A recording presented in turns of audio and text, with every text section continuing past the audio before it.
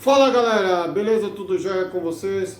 Pessoal, começando hoje o nosso primeiro vídeo sobre a coluna vertebral, certo? E esse primeiro vídeo quem vai fazer é a fisioterapeuta aqui do Centro de Terapias Integradas Vital Uno, a Priscila Prece. Ela que vai começar a nossa jornada de estudos através de vídeos, porque já estamos passando textos aí pelo WhatsApp, Telegram, Instagram e tal.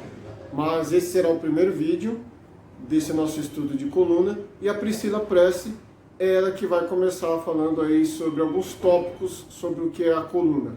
Vamos se aprofundar nesse assunto, falar sobre dores, patologias, tudo voltado para a coluna, ok?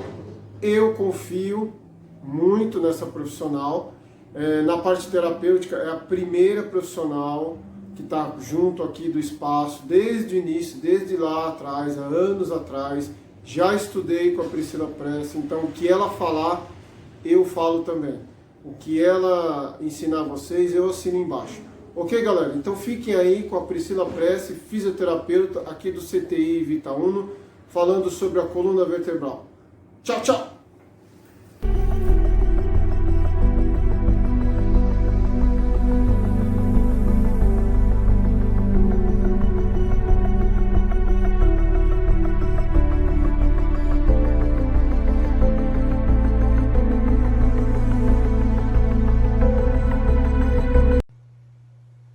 Oi pessoal, tudo bem? Eu sou a Priscila, fisioterapeuta do Espaço Vital Uno, e eu fui convidada pelo Patrick para falar para vocês hoje um pouquinho sobre coluna vertebral.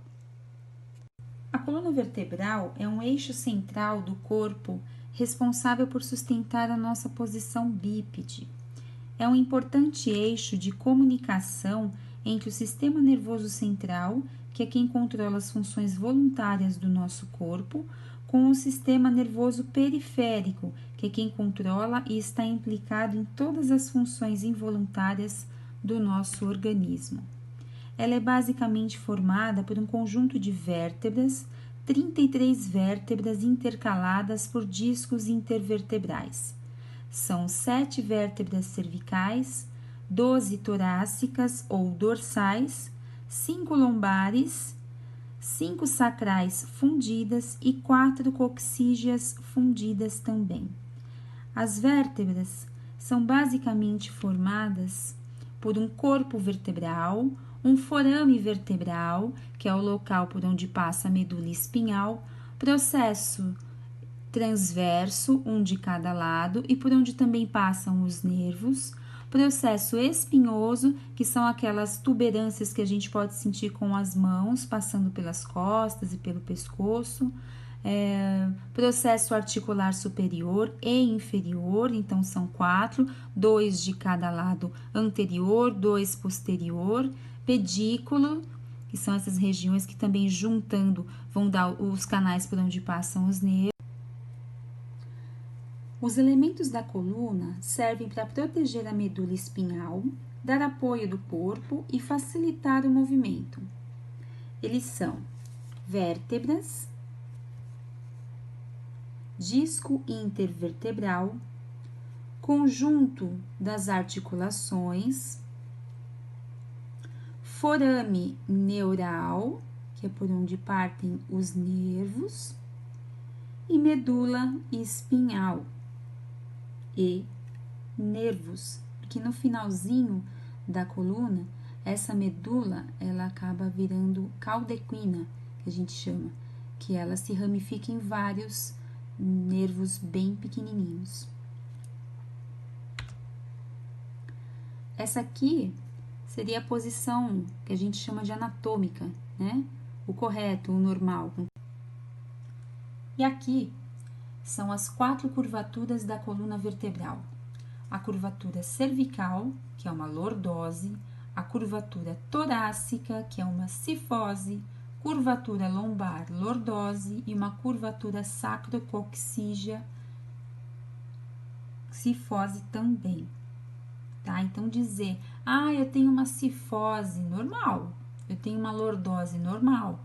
O que não é normal é uma hipercifose, uma hiperlordose, uma retificação da coluna, uma inversão de curvas, que é o que a gente acaba vendo no dia a dia, tá? Na análise clínica, no exame clínico, às vezes a pessoa chega com um quadro de hiperlordose cervical e no exame clínico, a palpação, a avaliação postural da pessoa, a gente observa que ela tem talvez uma hiperlordose cervical, mas também não em todas as vértebras. Algumas podem estar com uma cifose ou uma retificação da curvatura, enfim.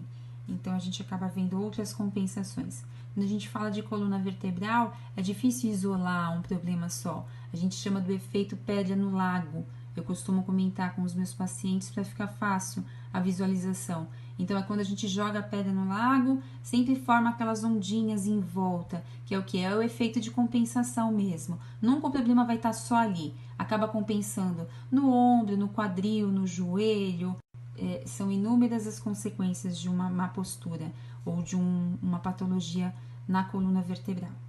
Aqui a gente tem uma escoliose, que pode ser em C ou em S.